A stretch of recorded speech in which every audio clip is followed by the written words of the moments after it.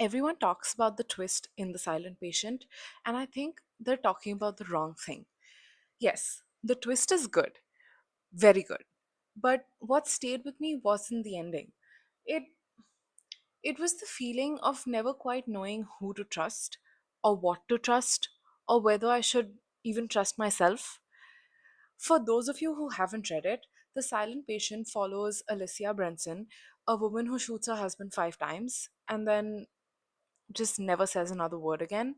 And that's genuinely all I'm going to tell you, because this is one of those books where the less you know going into it, the better. But what I loved about this book is that it constantly made me feel smarter than I was. Because every few chapters, I'd sit there feeling incredibly proud of myself. Like, yes, obviously, I've cracked the case, I've cracked it.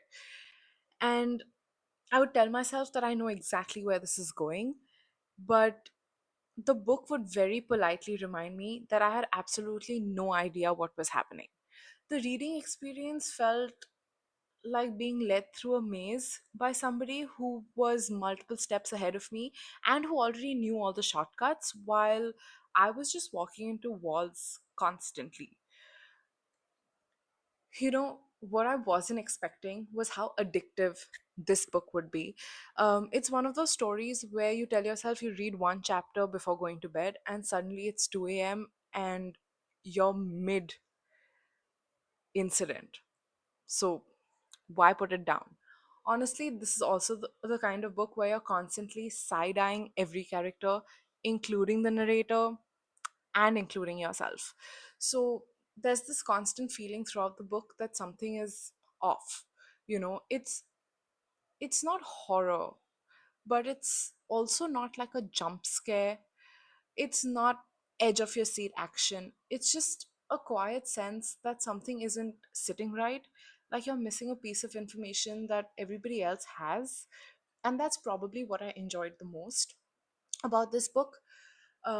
But I feel that the tension doesn't come from what happens, it comes from what you don't know and what the author chooses not to tell you.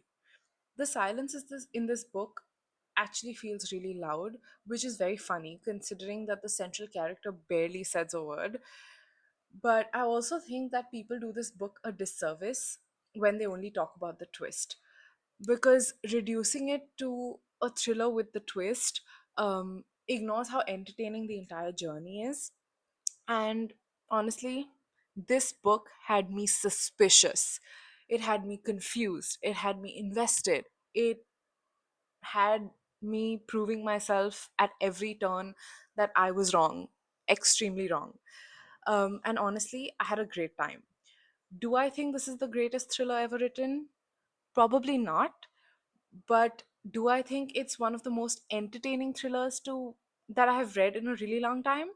Yes, absolutely. So if you like psychological thrillers, unreliable narrators, mysteries, and books that make you question every conclusion you come to, you'll probably have a lot of fun with this one. So would I recommend it? Without hesitation. Would I trust anything in this book? Absolutely not. And honestly, I think that's the point.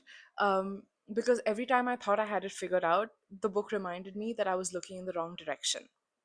Every time I felt confident, it sort of pulled the rug right out under me. And by the time everything finally started clicking or falling into place, or so I thought, this was the first time I came face to face with Alicia Branson.